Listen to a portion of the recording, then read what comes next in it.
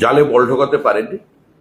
আলিপুরদুয়ার থেকে আমাদের সাংসদ মনোজ টিগ্গা নির্বাচিত হয়ে গেছেন।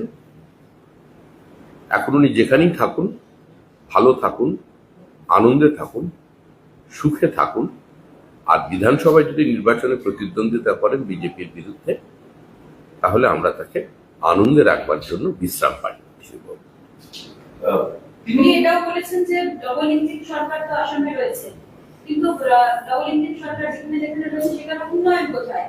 এখানে উত্তরবঙ্গে জমি মেলে না, চা বাগানের জন্য, আদিবাসীদের অধিকার ছিনিয়ে নিয়ে আসার জন্য।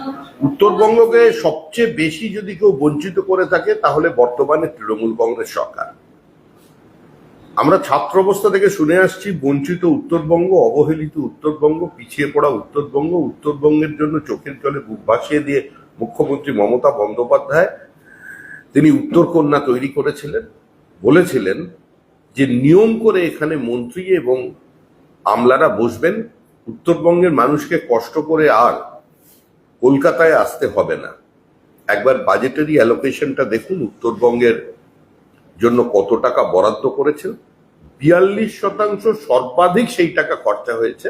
বাদ বাকি গড়ে 21 থেকে 24% টাকা খরচা হয়।